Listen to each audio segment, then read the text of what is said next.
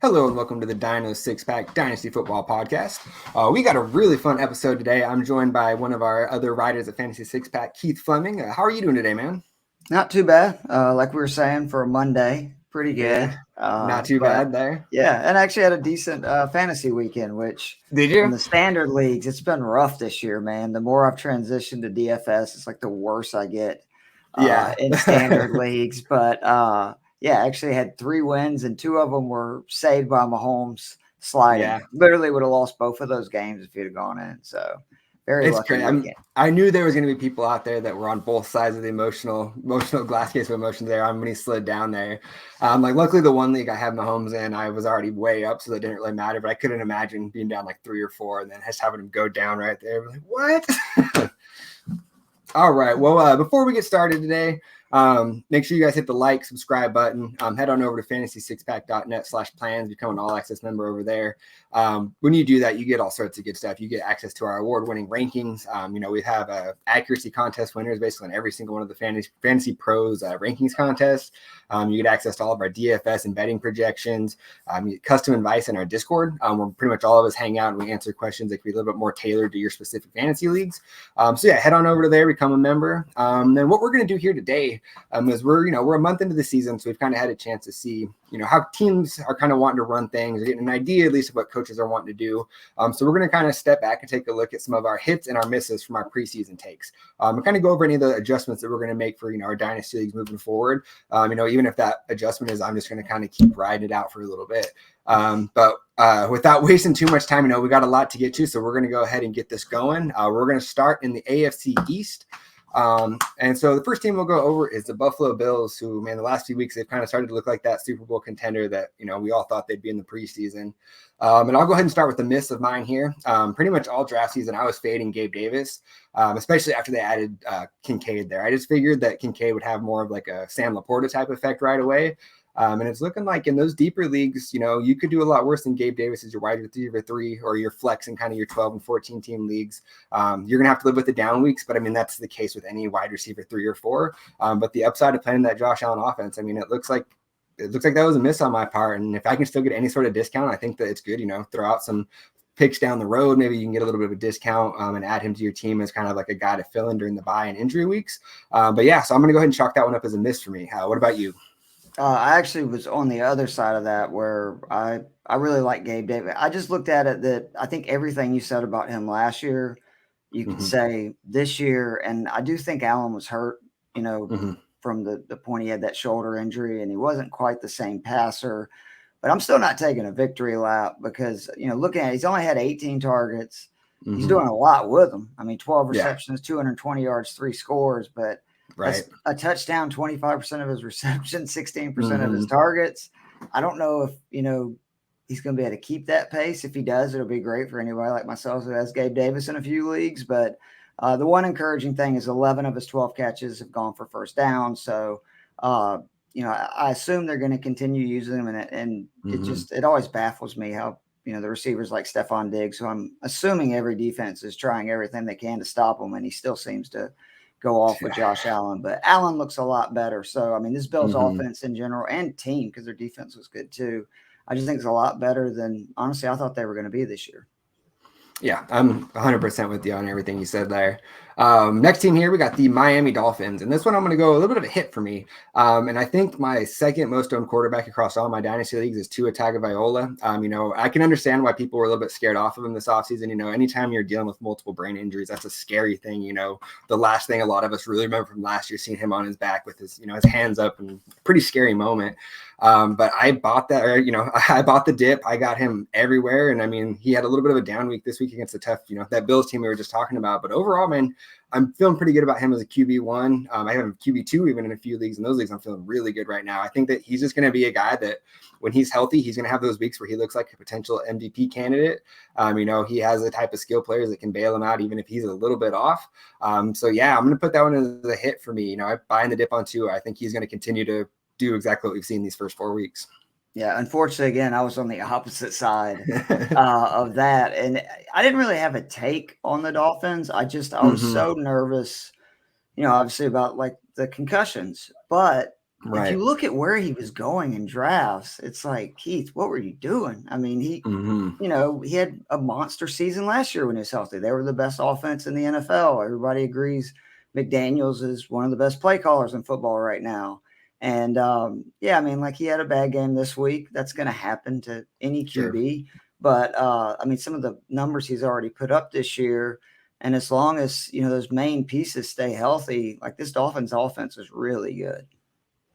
Yeah, I mean, I don't think they're going to put up 70 every week or probably again at all this season. But if you told me they put up 40, 6, 7 more times this season, I would not be shocked at all by that. Moving on to the Patriots. This is going to be one of my biggest misses of the offseason, like for sure. I was buying up Juju as a wide receiver 3 in PPR leagues, and man, like it is brutal. I wish I could remember the tweet that I saw, but essentially they've created a new role for him where it's the receiver that comes off the field on passing downs. Like it was like one game where he was on the field for 60 some snaps and ran like 14 routes. Like he came out on most of the passing plays. And I mean, if that's going to be the case, and like there's been nothing that shows me that that's going to change. So I've already moved on from him in a few leagues. I think the dreams of him being that PPR wide receiver 3 for Mac Jones, like I'm taking my L on that one. I've abandoned ship. I don't really see that one turning around. Just bad call. I mean, I guess, the Mahomes effect propped him up more than I thought last year. I thought that he was a kind of a decent release valve for him, but I think it was more the other way around where Mahomes was making him, look better than he actually was. Yeah. I was on the defensive side of the ball where like I tried to pick them up a lot in leagues thinking their defense was going to be really good this year. That has not been the case. It's been really the opposite. And, it's only going to get worse with Gonzalez now out. We don't know exactly how long. This offense is just awful. That was another kind of bad take I had. I didn't end up taking Mac Jones in a lot of leagues. I just thought where he was going with them having offensive coordinators now and just, getting more weapons kind of around him, he would be much better. And I mean, he looked as bad as I've ever seen him look in that game versus the Cowboys Sunday. So I think the bigger question, moving forward is just like, has Belichick kind of, lost his fastball? Is the game kind of finally going by him? He's the greatest coach of all time. I don't think you can argue that. Yeah, what he's accomplished, but there's like real issues on both sides of the ball. They're sloppy. They make a lot of turnovers, penalties, stuff that they never did for decades. Yeah, this is definitely not the Patriots team that most of us grew up watching. Like it's a shell of their former team for sure. Then wrapping it up here in the East with the Jets, I'm going to go with another one of my misses here. And this one I'm not ready to fully take an L on, but I'm trending that way. And that is, I thought Dalvin Cook still had enough left in the tank to make it like kind of a 50-50 timeshare the full season. Whereas now, I pretty much think as soon as Breece Hall shows he's fully healthy, he can handle that workload. Like he's taking that job back, and it's not going to be much of a timeshare at all. He did look a little slower last year, but he was still able to put up pretty decent numbers running behind that Minnesota line. Obviously, it changed things pretty dramatically once Aaron Rodgers went down. That changes the whole course of the offense, but I thought he was going to be a little bit better than he was. I don't really know how you can feel super confident starting him even as a flex in a lot of leagues. I think that if you can get pretty much anything at all for him that's of value in a dynasty league right now, I'm okay hitting the escape button and bouncing off and starting fresh on that spot. Yeah, for me it was Breece Hall. He was the guy I really wanted. Garrett Wilson I was kind of down on just because I didn't know what Rodgers was going to be, in a different system. And, that's not that I was right. He just got hurt. So who knows? Right. He would have been great. But, Breece is just showing some of the effects, I think, of, obviously coming off ACL. And that was why it was a discount. But I just looked at the talent. He was one of my favorite running backs. And I mean, a long time to come out of the draft. He was unbelievable last year. And it still might, turn around this season for him. I worry about like how good the offense can be as a whole with Zach Wilson at QB. I know they looked better last night, but I'm not definitely selling Breece Hall in any dynasty leagues or anything because I think he's eventually going to again be one of the best backs in the league if he can just stay healthy because his metrics and stuff coming into the NFL, there's like 5 guys in the last 20 years, and they're like Adrian Peterson, Derrick Henry, similar like athletic, numbers and stuff. So I just think he'll be fine, but this is a tough spot for all Jets fans. Yeah, it really is this year. Not how the season was supposed to go at all. No. All right, let's kick it up to the North here. And this is like one of the divisions I thought was going to be one of the most competitive divisions in football. And it's looking like that may not be the case at all. But we're going to start off with one of my things I did get right here. And that's with the Baltimore Ravens. And I said pretty much from day one that Zay Flowers is that dude. Like, I didn't really care that they added Odell Beckham. I didn't really care about anybody else out there, Bateman coming back. He was my wide receiver 3 in the pre-draft. I kept him there after he landed in Baltimore. Since he's came back, he might be down now, but as of last week, he had drawn 2 more targets in the game that him and Mark Andrews had played together. So it's not like he really saw a big reduction in volume with him coming back. Saved his day a little bit with one longer catch, but that's going to be expected to have some ups and downs as a rookie. But I think he, outside of Mark Andrews, he is the wide receiver to own there. And I'm going to put that in the hit column. I think that's going to continue to be a trend that we see moving forward. Yeah, I love what I've seen from Flowers. I was really high on Lamar. I said a lot of places publicly this year that it was going to be his bounce back year. I've been disappointed really since his monster MVP season and the way that they've used him. I mean, and by getting Monken, who I saw firsthand at UGA, I just knew this offense was going to be great for him. Now, was I a little worried week 1? Absolutely. But since then, only Josh Allen's averaging more points over the last 3 weeks. Oh, wow. He's averaging 26.4 points per game. And I think this offense is going to keep getting better because you got to remember that they're just kind of learning it. OBJ's missed some games. Like, they're still not completely healthy. And, to your point with Zay Flowers, being a monster. And we know his connection with Mark Andrews. And I'm hoping that their rookie that they should, I believe, bring off the IR. This is Keaton, right? Isn't that his name? Keaton Mitchell. Yep. I'm hoping he's going to end up being a decent running option because I was devastated with the J.K. Dobbins injury. I was expecting a monster year from him. And it just, it's actually helped them upset Lamar because I just think it's going to mean he rushes for more and gets more touchdowns. Yeah, I mean, he's looked resurgent this year for sure. Talking about a team that has not looked resurgent at all, though, and that is the Cincinnati Bengals. And I had a hard time picking like one singular miss, so I just put the entire offense. I wanted to kind of make excuses for Burrow and his calf, and hopefully, now that I think they have a bye week coming up or in the next 2 weeks, and so hopefully he's able to kind of rest and get that right. But oh man, that whole offense just looks off, and I don't really know, outside of Joe Burrow just turning around and looking like his old self, what the key is to fix it. I mean, it's Jamar Chase, Joe Mixon, they look like they're going to have enough value that they're going to continue to be startable. But I thought this was going to be one of the top 5 offenses in the league, and I definitely don't think that's going to be the case. The one thing I will say is, the last few years they've been a strong second half of the season team, so I'm not ready to full on take a loss on this one, but they have some problems that I think go a little bit deeper than just an injured calf by Joe Burrow right now. Yeah, I do, though, think the injury is, playing a big part. I know a lot of people are saying, well, he didn't even wear the brace that he had been wearing on his calf this last week. It's probably because he was uncomfortable. Right. But, I mean, the fact is he's averaging less than 5 yards per throw. I mean, Burrow averaged almost 7 his rookie year behind an equally bad offensive line. He's never had a good offensive line.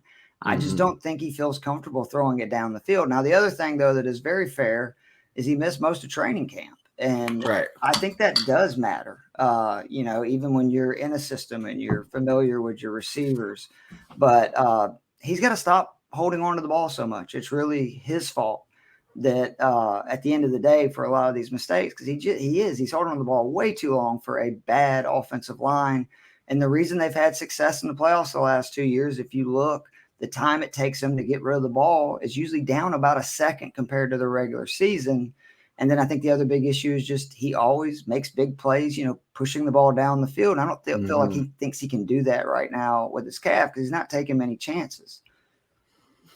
Yeah, it'll be interesting to see what they do. Like I said, there's still a part of me that says, they're going to turn it around like they do every single year. But I'm definitely taking a little bit of notice of what's been going on out there. Good news for them, the AFC is a mess. I can't give you 7 teams that I think are going to make the playoffs. So I think they definitely could still get back in it. Oh yeah, they definitely won't tank it out or anything like that. They'll remain competitive. Moving over to one of their rivals, the Cleveland Browns. So one of the things that I'm going to put into the hit category lightly, and I had Amari Cooper is still going to be a serviceable wide receiver too when Watson was healthy.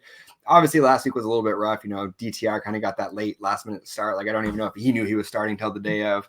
And so, I think there's gonna be a little bit of a growing pain there, but I do think that as long as they get their quarterback back in Watson, I think that he's a guy that you can plug in pretty much every week as a wide receiver 2 and feel good about it. If not, you feel great about him as your wide receiver 3, as your flex. He's a guy that just seems like he's been criminally underrated, like even going back to his days in Dallas. Biggest knock on him is he has games where he gets hurt, but he dresses down and then doesn't play a lot. But like he's out on the field almost every single week, and I think that he's going to continue to be a focal point of this passing game. He's going to continue to just outperform his draft capital, and he's a strong buy for me in Dynasty League right now. I've seen him go for some pretty cheap prices, and if you need a guy that can come in and put up numbers this year that doesn't quite have the name value as some of the other guys that are going around him, I think he's a good value right now. He's a great value, and I mess this up every year. Every year I sleep on Amari Cooper, and every year he ends up being, a top 15, top 20 receiver when he plays. Mm-hmm. I was down on him and Deshaun Watson. I still think I'm ultimately right about Watson. He just, to me, I have seen very little of the Deshaun Watson that I loved watching in Houston. He was electric. He could move around the pocket. He'd break tackles, make these big throws, and he just, I don't know, maybe there's something for being basically not able to play for 2 years and you lose your timing in the NFL. And maybe there's still a chance he could come back and get it. But I don't feel great about him. But as long as he plays a majority of the year, I do feel really good about Amari Cooper. And I was wrong on him again. It's like the 3rd or 4th year in a row. You're definitely not the only one on that one. I mean, and I think probably the only reason I avoided that is because as a Cowboys fan, I kind of saw how special he was and how he opened up that offense up close for so many years. But yeah, I mean, you're definitely not alone on that one. Another guy that I said I'm going to put in the hit category that I was down on, though, was Najee Harris. I said coming in, I think that he's more of kind of a RB2, maybe even a low-end RB2 at that, over an RB1 for fantasy purposes. If you're looking for any positives, it's that he's still getting a pretty large workload every single week, even though he's not super. I think he had his best game of the week probably last week, or best game of the season last week. But yeah, like I have been out on him. I don't think he's averaged over 4 yards a carry since his rookie year, especially now that Pickett's down. I don't see this getting any better for him. I hope you sold on him a few weeks ago, and we recommended it on a couple of our shows. I mean, I don't like taking victory laps on stuff when, it's so early. He seems like a good dude. It's early, but I was shocked all the hype that people were talking about with Kenny Pickett and last year, because if you actually look, they scored slightly less points per game when Pickett played than they did Mitch Trubisky last year. But they won more games. It reminds me so much of Mac Jones, right? That rookie year in New England where everybody's like, oh, look how good Mac Jones is. And it's like, no, he had a really good defense, a great coach, and they won a bunch of close games. And that's kind of what Pittsburgh did down the stretch last year. I don't know what's going on, though. Even, again, me, who I didn't want anything to do with any of these guys, including my boy George Pickens, who I think is an absolute freak. I don't know what's going on. Like, he looks awful right now. And Pickett did not look that bad at any point last year. I just didn't see the upside some people saw, with like his offensive weapons. But they got to figure out what's going on, because when Mitch Trubisky's your backup, there's not really anywhere to go. No, I mean, right now I think the plan for them is they should just be tanking for Caleb as hard as they can and then figure it out from there. Let's kick it over to a division here. We're going to head down south, AFC South. And this is one that I'm going to kind of loop these first two teams together because the takes kind of go together. And for me, that's going to be the Texans and the Colts. And for me, that was coming into the year. I had CJ Stroud and Anthony Richardson in a tier by themselves at the top for fantasy ranks. I said Bryce Young, he's a clear tier below for me. Like, if you want to put him in tier one, there's enough there. I can't blame you a lot. But for me personally, I was going harder on these two. And through 4 weeks, I mean, especially with Stroud, that looks like that's the right call. I don't see them really regressing a lot. Even Anthony Richardson, I think, last week was a little bit down on his passing. I think he completed under 50% of his passes, but he'd been up over 60 every other week besides that. I think if you grab them in rookie drafts and you took them over Bryce Young, especially, you got to be feeling really good after week 4. Yeah, I mean, the Texans I whiffed on altogether. That was like one, like I try to find – honestly, teams that I think are going to be really good offensively, and I'll try to, target players from them in the range if they're available.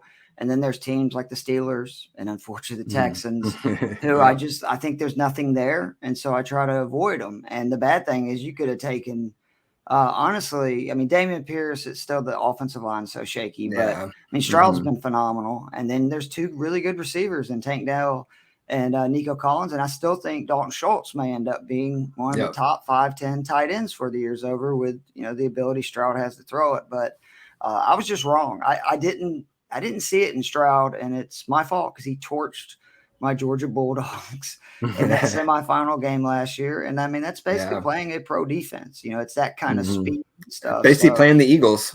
Yeah, exactly. So, but I mean, if I was the Texans, I'd be very happy. And I was concerned about that trade more than anything. The Stroud pick, I didn't hate. I understood. I hated them trading this year's first for Anderson. Yeah. But now that their record, like they look like they're going to win at least 7-8 games, they're not going to be. It's not going to be like a top 5, maybe top 10 pick. I think it's a good trade. Yeah, it looks pretty good for him. What do you got for the Colts? Just that Anthony Richardson was the next cheat code, and it looks like if he can stay healthy, he is. Like, I love these running QBs. I learned my lesson with Jalen Hurts 3-4 years ago that it doesn't really matter if they can throw very well or not. They're going to score points, and luckily, kind of like what I saw at Florida, Richardson can throw the ball. I loved it coming out of college. He had a very low sack rate, which for somebody who, was considered to be, underdeveloped, right, and knowing how to run offenses and passing plays and stuff, that's a good sign. Like when somebody's not taking sacks, that means they're reading their progressions. They're getting rid of the ball when they're supposed to. So I think this kid's going to be a monster all year. And the other thing that I may be wrong about was I said Jonathan Taylor I'd fade even before it got going, but with, the way the running back situation is run out, and when you could get him, the last couple of weeks of drafts, he might play as early as this week. If he ends up being the Jonathan Taylor again that we saw, I may have whiffed on that because there'd have been a lot of value. Say if you get him in the 3rd round, he ends up being a, top 5 running back the rest of the season. Yeah, he's another one of those that, like, if I could go back, I would do a lot more emphasis on putting him on my teams. I think I only have him on one dynasty team, and now looking back on it, it's like, and like you said, he could be back this Sunday, and it's like, man, that was criminal how late he was going, especially there those last few weeks before the preseason, or before the season kicked off, I should say. Heading over, I know I won't be all braggy about this division. My next 2 teams I had here are both misses for me. We'll start with Jacksonville. And this one, I'm not going to say is a huge miss because I feel like it wasn't a super bold call. And that was that I thought Tank Bigsby would have like kind of some flex value as a rookie, especially the way the preseason went. It looked like they really wanted, and the coaches made it sound like they wanted to make getting him the ball a big emphasis in the offense. And that just, through 4 weeks, that has not been the case. Of course, rookies, it's not uncommon for running backs, especially to have a strong second half of the season. So that could still happen. But I think that it's going to have to really turn around before you feel confident sliding him in as a flex play, even if he has 1 or 2 good games. So I think, it's all going to run through ETN there in the backfield unless he gets injured. Bigsby is going to be pretty valuable handcuff, but as far as having flex value as a rookie, I don't know if that's going to be the case. Yeah, I was right there with you. I actually said some places I'd rather have Tank Bigsby where he's going than Travis Etienne where he's going in drafts. I'm still curious to see if Etienne can truly handle the workload they're giving him. I mean, I know we're only 4 weeks in. That's why, like, if I have Bigsby, I'm definitely not letting him go. I think he's a perfect running back for the kind of offense that they're trying to run, because I just think that if they run a little bit more power offense with Evan Ingram, those guys, play action works out so much better. But very interested to see what happens with Jax. I thought T-Law was also going to take a huge step forward this year. And this is going to be a year where, like, okay, this guy is the next, like, Mahomes, whatever you call it, Allen, like, ascend to every year he's in the MVP discussion and just one of the top 5-6 QBs in the league. I haven't seen that so far this year, and they really haven't had the most murderous schedule. So we'll see what, happens as it moves forward, but they've kind of underwhelmed, in my opinion, so far. Yeah, I agree with you there. Going on to Tennessee Titans to wrap up the South here. This will be another miss for me. And I thought DeAndre Hopkins, man, I thought once he signed there that his fantasy value was going to go die, just like so many other veterans that have signed there. He got missed on an overthrow yesterday, and he's, 2 inches away from having a really big fantasy day on the add another touchdown. But I think he's still going to be able to slide in as a flex or as a bye week wide receiver too, even as this Titans offense struggles. He's going to get enough volume in big situations that, he's not the old D-Hop that we used to know and love and slide in as a wide receiver 1 every single week. But I think he's still going to be valuable the rest of this year, probably next year too, if they bring him back on that second year of the deal. So those that, I saw some trades in the offseason where they're getting him for like a second rounder straight up. And I mean, if you made that move, well done. You got a nice little piece to make a run this year. Yeah, I think it's too early to say that Hopkins is not going to be, a wide receiver 2 this year. I don't know how much longer Tannehill is going to be able to hold the reins. If you've watched them, like, it's rough, and they're winning kind of despite him. And, they've spent capital on 2 quarterbacks in the last 2 years. Like, I know that neither one of them are known for exactly being the greatest or most accurate throwers either, but they both have stronger arms. And I think that's where you can really use Hopkins. I just honestly was shocked that Hopkins picked this location when, if it wasn't for bad QBs, I think Hopkins would easily be considered like one of the best wide receivers of the 2000s. But he's been saddled with all these terrible QBs, and then he's going to decide with the Titans. And I didn't understand that, but I wouldn't give up on Hopkins yet. Like, he's still getting a good bit of targets, and it's really just Tannehill right now is awful. Yeah, I agree with you there. Let's head down to our last division here in the AFC, and that's going to be out west. Let's go ahead and start with the Denver Broncos. For me, I'm going to put this one in kind of like a half miss for now. And so for me, it was Javonte Williams, man. I thought that there was pretty much no way he's going to come back and be able to handle a double-digit carry workload. And he did leave yesterday with a hip injury, so we'll kind of monitor that and see. But I mean, he's lacking the explosion he had last year, but as far as being able to hold up that workload, it looks like when he's healthy, he's going to get 10 plus touches every single week. Not a guy that I really want to count on this year, probably really at all. But he is a buy for me in Dynasty leagues with the eyes on next year and moving forward. Just incredible recovery. Honestly, one of the fastest recoveries for how bad he just destroyed his knee. It's pretty incredible. Yeah, he was a freak in college, and I was really high on him last year before he got hurt. But for me, it's Russ, who I thought was just washed. I thought he was done. A good call last week on your DFS call there too. Yeah, he had a nice game. He's like that happens early in the season where, I felt like he played 3 defenses that none of them were like cupcakes, and he had put together decent games, and DK just was not moving up his pricing. And I think it does show that for him, at least for the next few years in a Sean Payton offense, like the Broncos may not be good, but I think he's going to be a very good fantasy QB. And a lot of people are going to have a bad taste in their mouth from last year, and also with him just getting up in age, and think that, well, he can't, be fantasy relevant, when in reality, he's fantasy relevant right now. He's right on the edge of a top 12 QB. I think he's 12th right now in the season in points per games. And he's actually gotten better. His worst week was his first week. And if trends continue and this defense continues to give up points by the bunches, they're going to need him to throw. So, a perfect situation for fantasy. Moving on to the Kansas City Chiefs here. Another miss for me. Half miss, I guess we'll say. So I figured start of the year, first 8-9 weeks, I thought Sky Moore was going to step up. He's going to be a pretty startable asset. And then I figured kind of in the second half of the season, we'd see Rashee Rice kind of step into that role. I'd argue through the first few weeks, like Rashee Rice looks every bit the receiver that Sky Moore has, and I'm in on him. I already have him in a ton of my leagues, but I'm buying Rashee Rice right now. I think that he's going to be the guy that eventually develops into the option outside of Travis Kelce there. Sky Moore, I'm not saying I'm all the way out on, but I definitely have lowered my expectations and then taken an L from where I was kind of recommending people buy him, especially those last week or two before the draft, or before the season kicked off, excuse me. Yeah, Mahomes is the best quarterback in the league. There's no doubt about that. But can we now agree that he can't just take whoever and make him, a stud? Because it's proven, to your point, that it's just hard to see it for Moore. Rice, to your point, he looks explosive. He looks big. And they need Tony. Honestly, they need Kadarius Toney to be the guy he can when he's just healthy, which is obviously the big issue, and not, letting balls go through his hands that end up costing you the game. But my thing that I'm just worried about is Kelce. I said that he was definitely a top 10 pick this year in drafts, and he was the safest pick in fantasy. And apparently the Keith Jinx is still alive and well because, he gets hurt right off the bat, misses week 1. He's been okay. I think he's 15.3 points per game in PPR league since he's came back, but not the explosive plays. He doesn't look quite like the same guy. And now with this Taylor Swift stuff going on, who the hell knows how this is going to go? But I'm very nervous because, again, I said everywhere that, if you're really unsure about your first pick, just take Kelce. He's literally the surest thing and one of the biggest advantages, considering his position. I guess another miss for me on the Chiefs was that through 4 weeks, the biggest story around their team would be Taylor Swift and not anybody on the actual roster. We chalk that one up as a miss, I guess, too. Heading over to the Raiders, man. And so this one is a miss for me. And that was, I just thought Jacoby Myers was straight up not going to be playable once he moved over to the Raiders.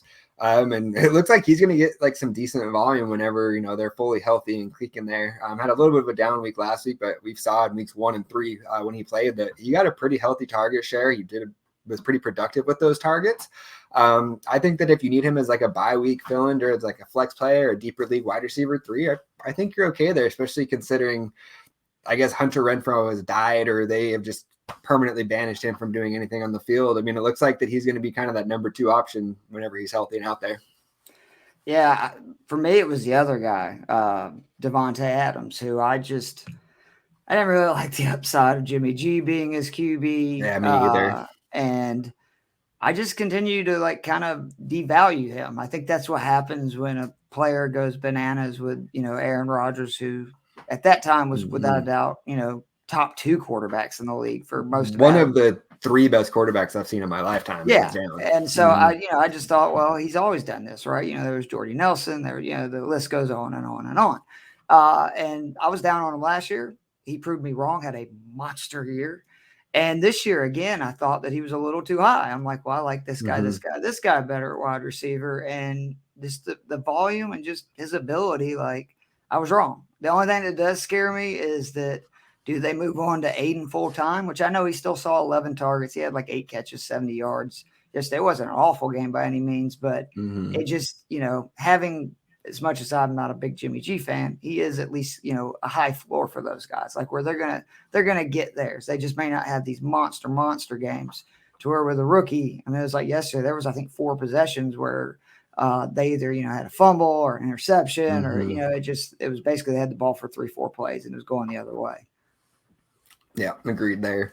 Wrapping it up out here in the West with the Chargers. And this is one that it's too early to take a full victory lap on this one, and I'm aware of that. And I'm not saying this guy's a sell or anything like that, but I'm going to count it as a hit through 4 weeks. And for me, that was that Quentin Johnson is not in the same tier as those other first-round wide receivers.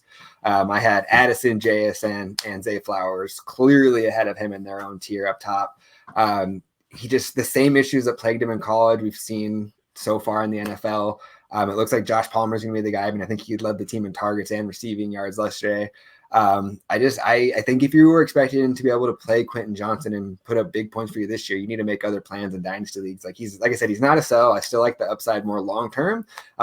But I do think he was a little bit overdrafted going in the first round when he did. I think that in most years, if there was more big body wide receivers and he wasn't such an anomaly compared to, it's basically like him, Mingo, and that was basically it in terms of like the big bodied outside guys, I think he would have probably been more of a 2nd, 3rd round pick. And I think that's more where the talent level is for him, where he has upside in that offense when he develops, but like, yeah, he's not in the same tier as those other 3 first round receivers. Yeah. I whiffed on him, to be honest, because I was really high on him. Partly I got it right because I knew there was no way that Mike Williams and Keenan Allen were not going to get hurt. Like, I mean, I hate to say that, because the history shows those guys never make it through a season together. They just don't. They both miss multiple games. And I thought that Johnston being, you know, the most talented guy, arguably in the room with Allen's age, and, you know, Williams is, I don't know, he's so hit or miss.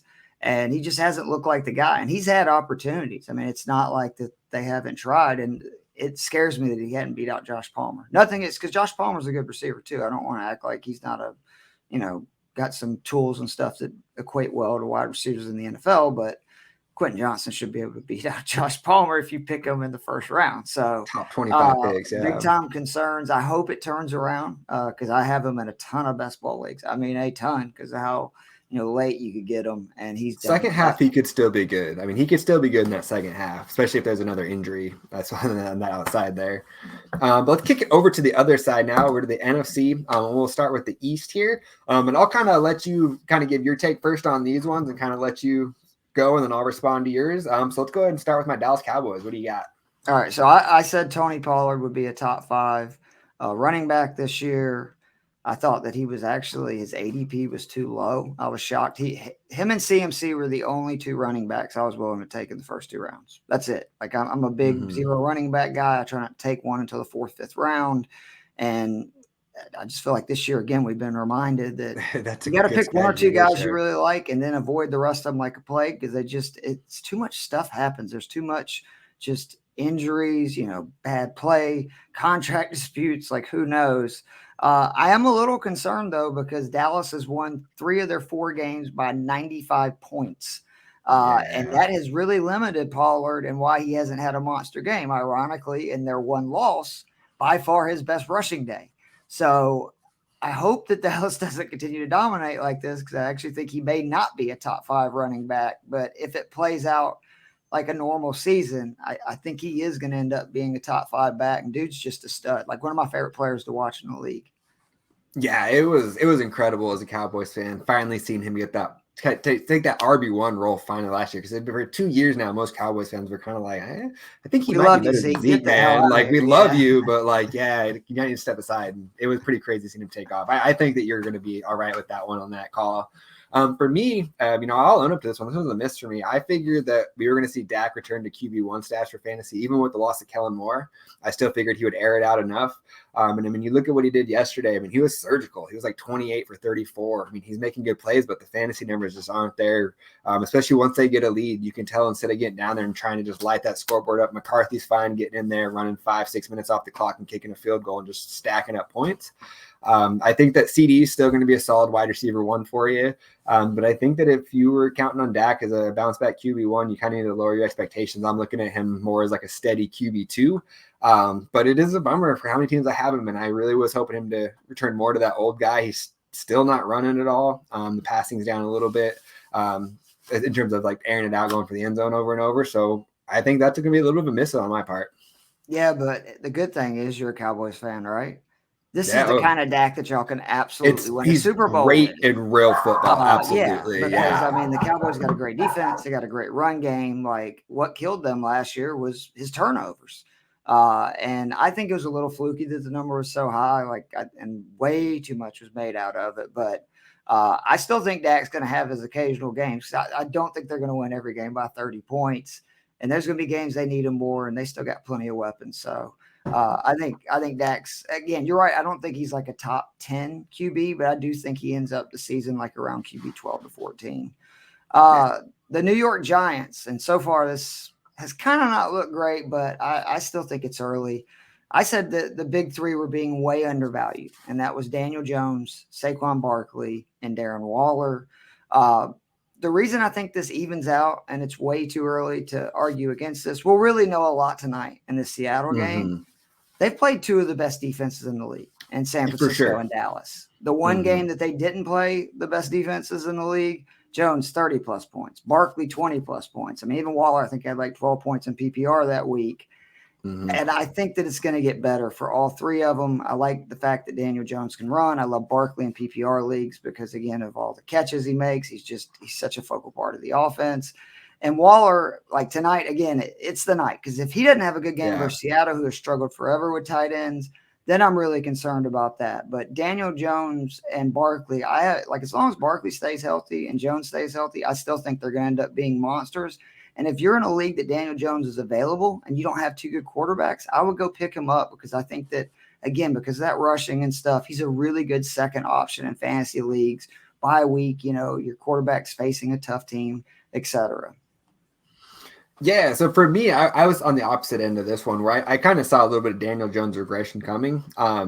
And like I said, you've laid out a lot of reasons why he could 100% bounce back. I just was skeptical that he was going to be able to repeat the rushing numbers he had last year. It kind of made me a little weird when I was talking about his huge improvement he had. And I was like, well, he had like 15 touchdown passes. If that's a huge improvement, I'm not sure how much more there is for fantasy. And like you said, they've been dealt a tough stick, having Saquon out, Darren Waller's got off to a bit of a slow start. The bazillion wide receivers they signed, none of them really look like they're going to step up and seize that wide receiver 1 role. But yeah, I kind of saw Daniel Jones taking a step back, and I do still see a world where he turns it around, but I think that he's kind of near that Dak Prescott like quarterback 2, where I think kind of there the hype got to where people were like, oh, you can get by with him as your QB1, and just don't really see that being the case. No, I like I said, very concerned, but I do think it's early with who they've played.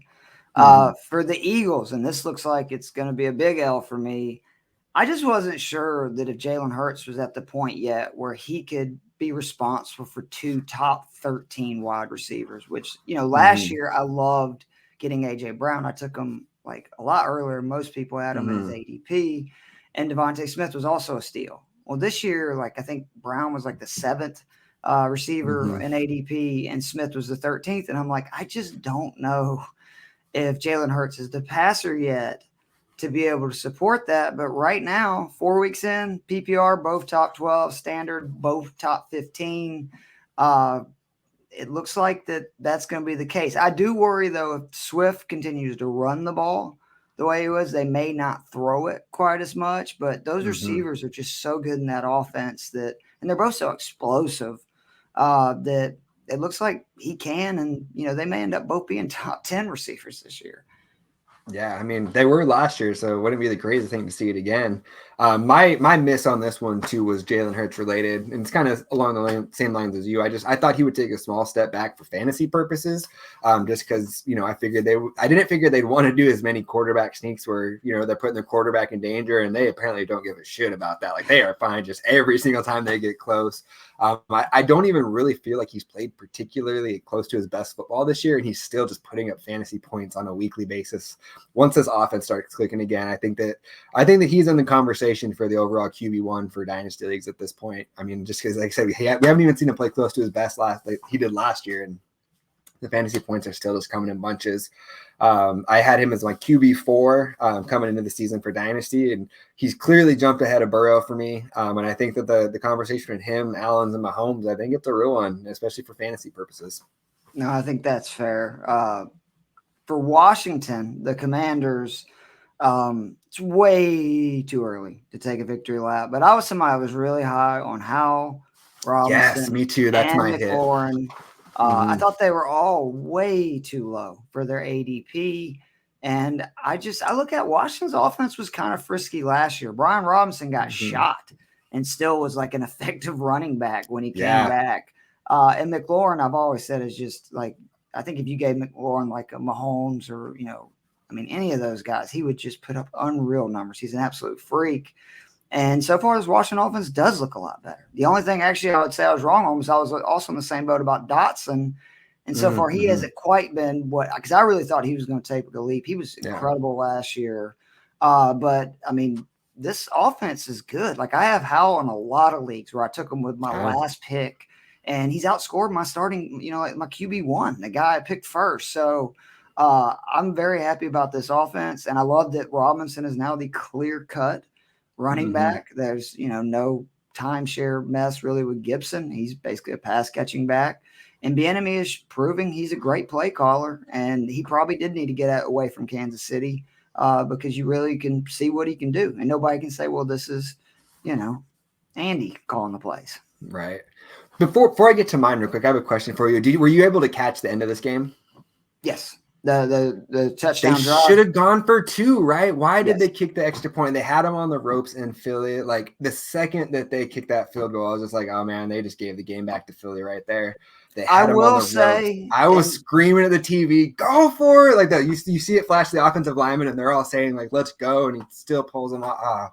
My buddy Bryson's a huge Commanders fan, right? Blast from the past there, and man, he was livid once they kicked the extra point. He's just like, "Well, we just lost the game," and then sure enough, the one thing I will say is that they led most of that game. They beat this team, last year in their final matchup. So I think he's probably looking at it that we can just straight up beat them, right? Like we just kind of got lucky to go all this, way with, I think they had 0 timeouts, right? And, get that last second touchdown. Literally the play started with 1 second left. And, but I'm with you that you got a 50-50 chance of beating the best team in football for the, on the road. The road. Yeah, no, I'm with you. I think that you should have gone for it. And I don't want to ever, hear him called Riverboat Ron because that's the least riverboat thing I've ever seen. Yeah, I agree. So originally I was going to talk about a hit here. I wanted to make sure Sam Howell got his flowers because he is playing really well. But since you covered that, I'm going to go ahead and switch over and talk about a miss for me here. And I just was wrong. Everything about Antonio Gibson this year. I kind of predicted him as a top 24 running back. I thought that he was really going to thrive in this Eric Bieniemy offense. And I think I just like you said, I think I did not put enough stock into how good Brian Robinson was coming off the fact he got shot in the leg as a running back. I think at this point, Antonio Gibson, except for in like the deepest, like 16 or deeper team leagues, I think he's droppable. There's no way I really feel confident sliding him into my starting lineup at this point. It's just an all-around miss. You get some of them wrong, and that one for me looks like it's wrong, and there hasn't been any underlying metrics or anything that I've seen that makes me feel like it's going to have a big turnaround. I think just may have flat out missed on that one. Especially because Robinson's being used much more in the pass game than he was last year, which that was why I was telling people in like best ball leagues to go out and get Gibson as, again, it's a late pick, because I thought worst case he was going to get McKissick and his, passing snaps. And if you added it up, those two guys were getting like 8 targets and over 6 receptions a game last year.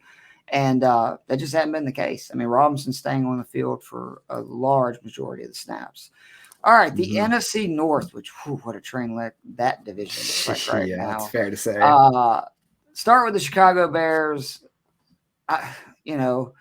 I actually was smart enough to stay away from Fields, but what we need to talk about is something I was really wrong about, which was I felt like that there would be a running back that would be very valuable. I didn't know which one, and I said that. I said, I don't know who it's going to be, but one of these backs will end up being a really good back, because you look at like Lamar, there's always a running back that does well with him typically in Baltimore. Even if it's like a Gus Edwards or Justice Hill, it's just there's so much attention on the QB and the kind of plays they run and stuff. Somebody's going to feast. Now, there's a little glimmer of hope, because the guy that I thought it was going to be, Khalil Herbert, finally had a monster game yesterday, but that was because Fields was throwing it well, and I don't know if he's going to be able to do that against other teams in Denver. But, I mean, really, overall, everything is awful. I mean, even yesterday, it was – like, I was, again, thrilled. My biggest money entry, I had Justin Fields at QB, which was a big risk, but it's a single entry. You want to differentiate yourself. And I was just the happiest man alive for the first half. And still, I mean, obviously very thrilled with 4 passing touchdowns, but they just stopped throwing the ball when they were throwing it at will the whole game. And I think that speaks more of kind of their trust in Fields than anything. And that was a really bad loss. Yeah, oh man, I cannot believe how that game ended and how they lost that game. It was one of the most brutal endings I think I've seen in a while, especially for a team that's just trying to find any little bit of positivity to hold on to. Has not won a game since October. I've seen this tweeted out a million times. They're the only team in the 4 major sports who has not had a win since Twitter was bought by Elon Musk. That's it. Wow, that is a stat. I like that. That's crazy. Wow. So for me, yeah, my miss was just I came on and I said it's not going to be to the level of this, like, the Josh Allen, the Jalen Hurts jump, but I did think that adding a legit receiver like DJ Moore, Justin Fields was going to take a big leap. I think I said at one point it wouldn't surprise me if in 12 months from now Justin Fields is kind of the top of the tier 2 quarterbacks, kind of behind the Mahomes, Allen's. And I mean, he's dropped out of I think he's down to number 13 for me in my dynasty ranks now. Yesterday's performance was good, but I mean, they played the team that just gave up 70 points, so I'm not really sure how much of a victory lap we want to take on that. Like, he came out and he dominated a bag defense, so that's good. He should do that. But, I mean, he's not going to play the Broncos every single week. And he's not a sell in Dynasty. I think you kind of just have to hold him at this point and hope that what we saw last week we continue to see. But, yeah, I mean, he still has some issues as a passer that he needs to clean up. It looked better yesterday, but he's been inconsistent through the 4 weeks. If you're looking for positives, I would say there's been more and more things that you can take away that he did well every single week, but it's still far away from what I was expecting at this point. Yeah, and I also want to say, in fairness to him, that like I still don't love the plan, like in playbook that they're using with him. It just doesn't make. I mean, if you look at like the design runs are down. They don't spread it out a lot, which is what he was very good at Ohio State. I just think you gotta, like, if you're gonna have a guy like Justin Fields and go with him, you've got to do everything you can to make it work. Kind of like what the Ravens did with Lamar Jackson his first year and a half, and the second one again, he was the MVP of the league. Like they made an offense that we hadn't seen anything like in forever, and Chicago's doing nothing that is that creative or different. And they do have some dudes, like they have speed all over the field. So I don't think it's necessarily all Fields, even though he definitely does need to work on his accuracy and some of his decision making. He's let the ball go sometimes. The Detroit Lions, who I was wrong about them team being good. Like I actually thought the hype about the Lions was way off. Detroit, like my Atlanta Falcons, some franchises are losers, others are winners, and usually the more hype there is, the less likely they're going to do it. But I was very confident in St. Brown being a top 10 wide receiver this year, which that's kind of close. But the other big thing was just I thought Jared Goff was going to have a monster year. And the reason for that is he is such a different quarterback indoor, in domes compared to outdoor. 12 of his 17 games this year are indoors. And so far, 4 games, 2 indoors, 2 outdoors. 2 indoor games, 22.5 points per. 2 outdoors, 16.5. Again, he has got 10 indoor games still to come this season. I think it's going to be a very good, big year for Goff. Obviously, that's good for St. Brown. And if Jameson Williams can be anything with the way Laporta looks, this offense may be really tough. Yeah, I got to take a loss on this one here. And it's not due to this player's talent, but the usage between Jahmyr Gibbs and David Montgomery was not what I expected coming into this year. And it's one of those things, you know, you look back on it and you're just like, wow, this was pretty predictable. I mean, it wasn't a DeAndre Swift issue. It was what the coaching staff wants to do with the running back of that style. And we're seeing the same exact thing play out here. The good thing I will say is he's still getting a pretty decent target share and touch share when he is out on the field. But it's pretty clear that as much as they can, they're going to pound the rock with David Montgomery, and Gibbs is going to be the change of pace guy. I still think that, you know, if you need a deep league flex, Gibbs is fine. But if you were counting on him to kind of take the league over like Bijan's kind of starting to do, I think you need to make other plans this year and really plan on him as more of kind of a year 2, year 3 high-end RB2 that has like some upside where he can flash those RB1 weeks. Just unless they get a different coaching staff, which as long as they're winning, that's not going to happen. I think that it's going to be a little bit rough to trust him, especially in this first season. Yeah, I agree. I don't understand it though. I mean, you took the, you know, it's kind of like with the Pitts London, you know, situation the last couple of years. If you're going to take guys this high, why are you not using them? And I mean, it's not like I was wrong about Montgomery too, but it's not like he's been great. Like he's not. If you look at his yards per carry, volume. Yeah, he's behind a really good offensive line. And he's getting a ton of carries and a lot of red zones, which sounds a lot like Jamal Williams last year. So maybe we should have, you know, been able to see this coming. But anyway, this is the same team again that traded DeAndre Swift, and imagine that you give him carries, he's actually pretty good. It happens. The Green Bay Packers. I said I didn't trust Jordan Love. But I did like taking him because his ADP was like crazy low. And it was actually the comment made, I think it was in June or July, that LaFleur basically said, this is the first year I feel like I get to truly run my offense, saying that Aaron Rodgers, it's not like you can tell Aaron Rodgers, hey, you can't audible out of my plays. Exactly. But Aaron Rodgers apparently audibled out of a lot of plays. And you got to remember, LaFleur is from the Shanahan, you know, the McDaniels, like, these guys are very smart and they understand how to create mismatch and everything. And I mean, Jordan Love, 3rd in fantasy scoring, 19.6 points or more in standard leagues all 4 weeks. Like, wow. Even, you know, with an awful game last week, it worked out for him late. So I would definitely be buying this guy because this is early. They haven't had Christian Watson but for 1 game. Aaron Jones hasn't been healthy. This Packers offense is only going to get better. Yeah. So I got to take a hit and a miss on this one in a sense. My hit was that I did think that this offense was going to have multiple fantasy contributors. My miss is I thought it was all going to be through Aaron Jones and AJ Dillon, and Jordan Love was just going to kind of be a game manager. And that's not been the case, man. Jordan Love looks like he's a legit fantasy contributor. I will say it's a hit. This offense has multiple fantasy contributors. We've seen that without them even being at full health. Like you said, they're only going to get better when Jones and Watson get more involved. Jaden Reed, man, what one of the steals. I think he's better than Quentin Johnson, like in a dynasty league. That's Dobbs a trade. If I could, they have, I think Dobbs, like, they have a lot of talent. They just need that offensive line to stay healthy. I think it's a big. Yeah, I had them sneaking in on the last playoff spot in the NFC, and I'm feeling pretty good about that through 4 weeks. Yeah, sound like my Falcons are going to take it. Last in the NFC North, the Minnesota Vikings. I'm almost ready to take an L because I should never said they should never compare somebody to Kelsey, but I called TJ Hawkinson a discount Kelsey with the volume he had last year, even though I knew some of the numbers were not great. Really, if you look at it, he had a couple really monster games in those 8-9 games with the Vikings.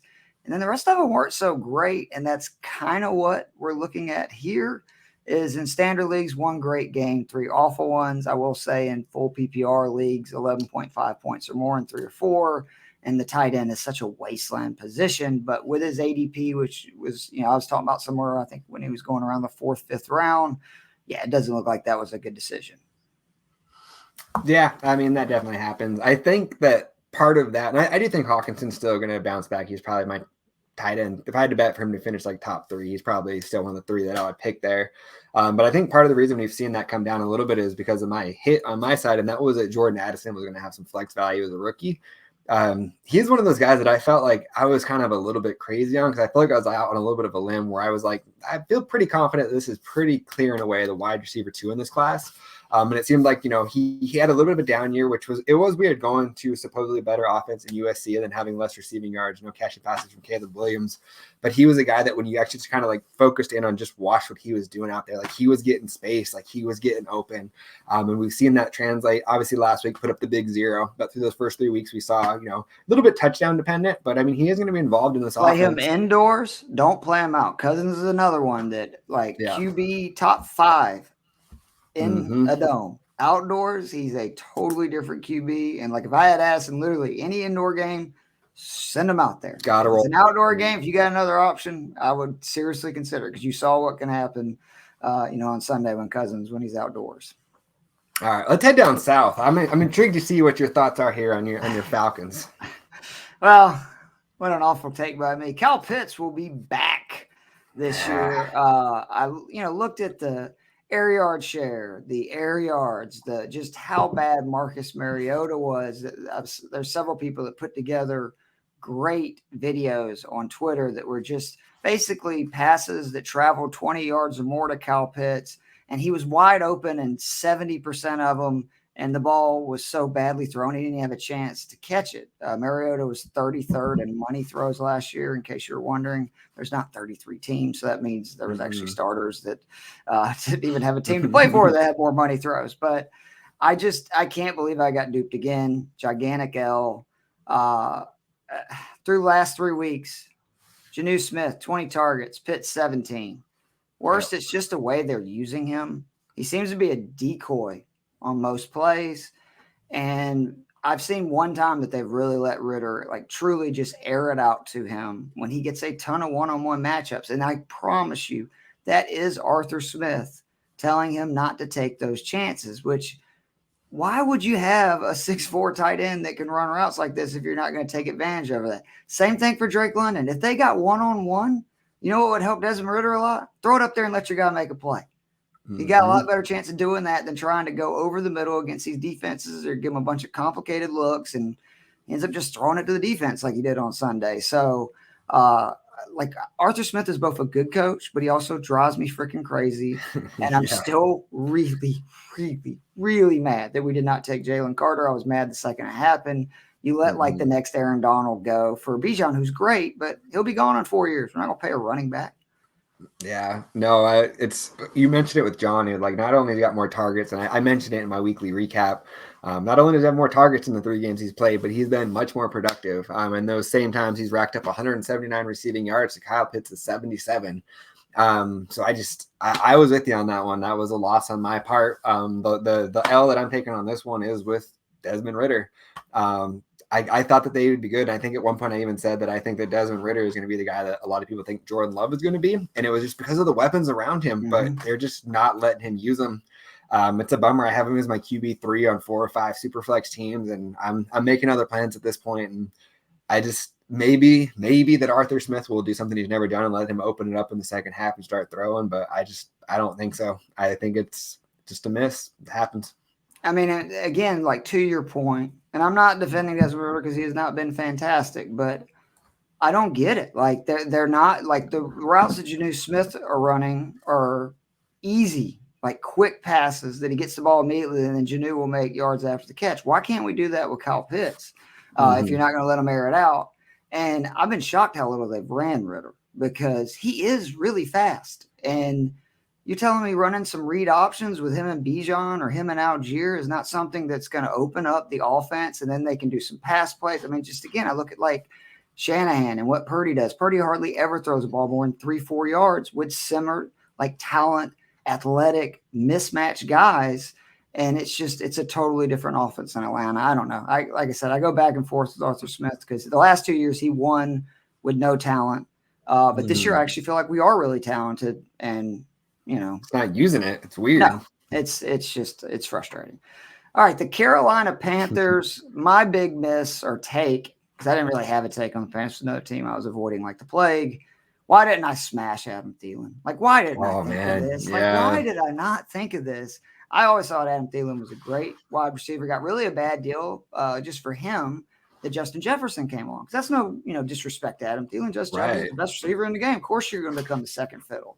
But now he's, again, the number one target on a team that's terrible and is down all the time. Oh, my God. Like, 27 receptions on 33 targets, 15th in receiving yards. Damn, 27 of 33. Wow. Yeah. And basically nothing week one with 2 touchdowns this year. And I don't think this is a fluke or things that I think he's going to end up being a top 15 receiver this year. And it doesn't even matter if Andy Dalton or Bryce Young play just because of the volume. And he's one of the best big play receivers there is. I think it was also out of those 27 receptions, it's like 17 10 yards or more, and it's like 9 or 20 yards or more. Yeah. For me on this team, I already mentioned one kind of small hit was that I had Bryce Young clear tier below the other 2 rookies in this class. But the bigger miss for me in this one is I thought that Miles Sanders was finally going to get featured in the way that I thought he should have been in Philadelphia. And I mean, even last week, Chuba Hubbard looked more explosive with the touches that he had. I think I may have just overestimated the talent on Miles Sanders. The flashes of talent, the really good flashes we did see, may have just been more of him running behind that Philly offensive line as opposed to the talent that he brings himself there. Obviously still time to turn around. Miles Sanders has been banged up a little bit, but yeah, I got to take my loss there. I don't think that he's going to be that surefire high-end RB2 that I thought he would be in Carolina. Yeah, I think their offensive line's a little weaker than we thought too. Because last year they were able to run it on everybody what was weird is after Donta Foreman. Yeah. So I don't know what's going on, but for the New Orleans Saints, Chris Olave was that other guy with Amon-Ra St. Brown that all over was he will be a top 10 receiver, and I actually thought he had upside with Carr to be a top 5 receiver because I just this stat blew my mind when Joe told it to me this summer. Carr to Adams last year, 8 touchdowns, 40 yards or more. That equated how many he had with Rodgers his entire career in Green Bay. So it kind of made me look at Carr a little bit different as a deep ball thrower, right? And Olave's perfect for that. And it looked great through 3 weeks. And now this injury, and I watched some of that game, he can't throw the ball. That's why Kamara got 13 receptions for 30 yards or whatever garbage it was.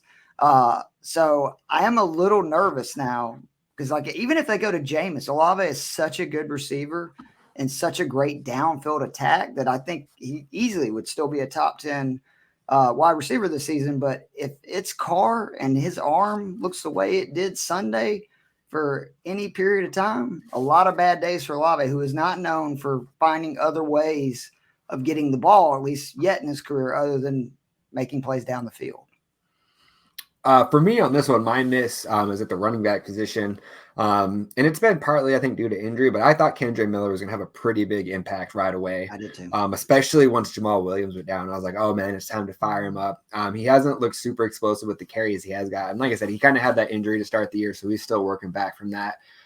There's still a world where I see him being kind of almost a league winner in the second half of the season.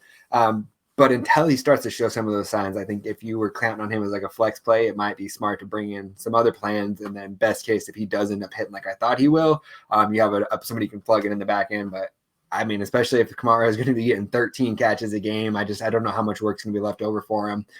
So I may have just overestimated that one a little bit. Still like him as a buy for years 2 and year 3. But as far as the year 1 impact, maybe a little bit muted from what I was expecting out of Kendre. Yeah, I just hope they go to Jameis if Carr's that injured. I mean, he couldn't throw. There was a reason they should have set him. The Tampa Bay Buccaneers, who I want to give a shout out to my boy Baker Mayfield, who I definitely disregarded this year.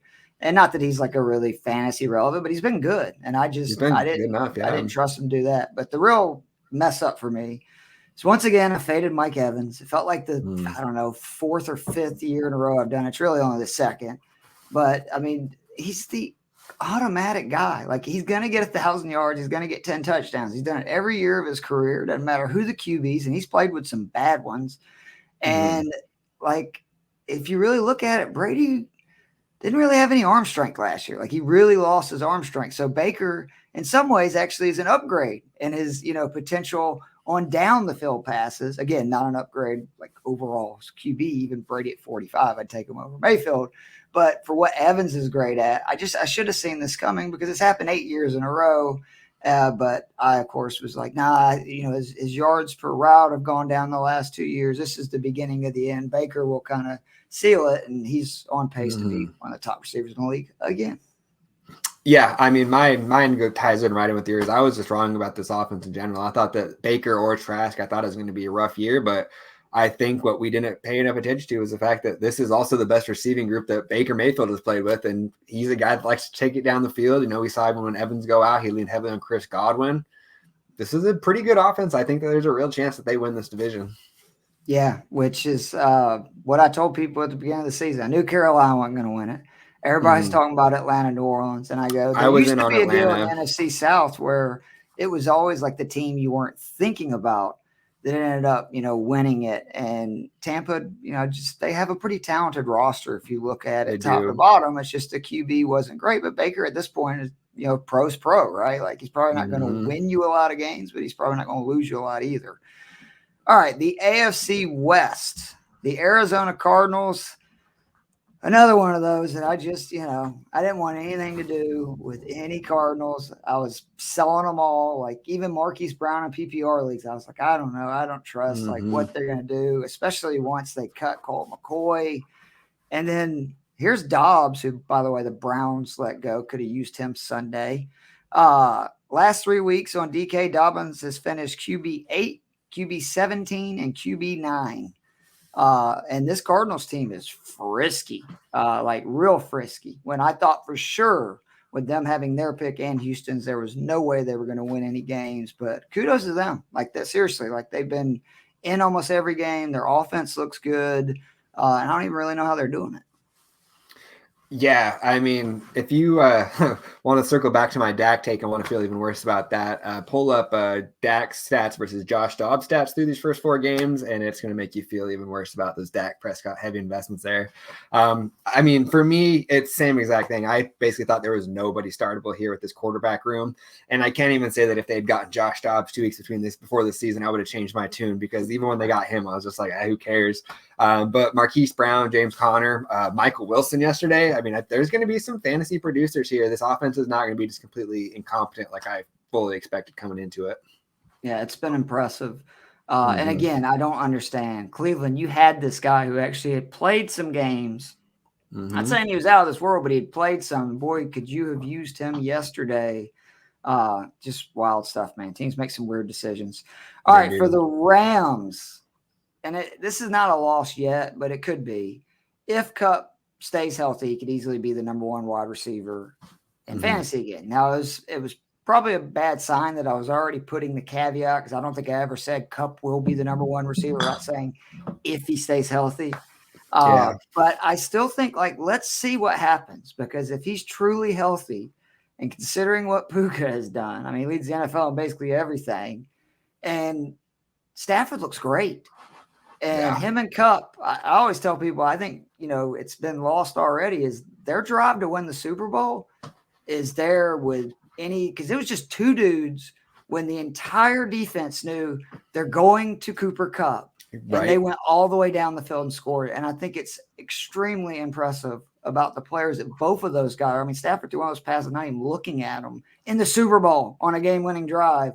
So he feels comfortable with Kupp. I think Kupp could still have a monster year again if he stays healthy. And that Rams offense may end up getting real good with the way Williams looks. Like, this is another team that I was not as down on, but, I mean, they've got a bunch of fantasy-relevant guys all of a sudden. Yeah, my miss here was very similar to what we've said about a couple teams. Is I faded this whole offense. And for me, the reason I was doing that is it came back more to Matt Stafford, who, I mean, he's one of my favorite players of all time. I mean, I'm a North Carolina fan first for football, basketball, and college, but, like, those years in Georgia have made me kind of a little bit of a Georgia fan as like a second or third team there. And just, you're talking about hearing like neck and spinal injuries, and it just looked really bad last year. So I was fading just everybody in this offense just because I figured it wasn't a short amount of time before we saw Stetson Bennett out there, and that obviously has not played out even at all. But yeah, I mean, Matt Stafford's gone over 300 yards, I think, in 3 of the 4 games so far. Hasn't really found the end zone yet, so I think there's room for him to even improve there a little bit more. And then not only has Puka been amazing, Kyron Williams had a good day yesterday. Tutu Atwell's been good in 3 of the 4 games so far. And then, as you mentioned, Cooper Kupp coming back. This gave Tyler Higbee an extension. I got it. Props to Sean McVay, man. He's coaching his ass off right now. I thought this was going to be one of the worst teams in the leagues, and they're really, really not bad. Don't worry about it. Mine were going off earlier. I know. Yeah, the little dogs, man. They got symptoms. They got some attitudes. For the San Francisco 49ers, and right now I look like a genius, but CMC is the only running back I would draft, along with Pollard, which I said earlier in the first 2 rounds. I got so snake bitten. Like, for instance, last year there was one guy I was comfortable taking the first 2 rounds. Of course, it was Jonathan Taylor, and I get 2 number 1 picks, and you saw how that worked out. So, but it's just been a reminder, like, especially CMC and a Shanahan offense, which just goes back to his dad. It's just like when I was first getting into fantasy, whoever the Denver Broncos running back was, it didn't matter who it was. If Shanahan was the coach, I knew that they were going to have a monster year because that's just the way they scheme things up. And CMC is the perfect weapon for this offense. And I will also say that I was under the belief that, like, Brock Purdy would be a QB that you'd be using, most weeks. Like, you could start him, especially if you're going to wait to take a QB. And I still, it's the same thing I said before the season. His ceiling, like, he's not going to have any, like, monster games. But, I mean, I think it's like 15 points or more in every start he's had in the regular season. Yeah, I mean, so I had hard time narrowing it down between here because I feel like I had, like, one hit, but I did have, like, one miss that I felt like was worse. And, like, the little hit that I did have is Brandon Ayuk. I had him as, like, a legit wide receiver 1. He's my most owned player across every league. Like, you can go pull the receipts on. I think I have him in, like, 10 of my 23 leagues. Finally, right? Because the last couple of years, he'd get off to a bad start, and then he would be good at the end, and then I'd buy, and then I'd get frustrated. You know what I mean? It was just like a cycle. We're seeing it this year. But my miss that I got to own up to, because I was one of the biggest haters for the last year and a half, is I just didn't think Brock Purdy was good. But that he takes care of the ball. He doesn't try and force things. He's totally fine just dumping it off to his playmakers and letting them make plays.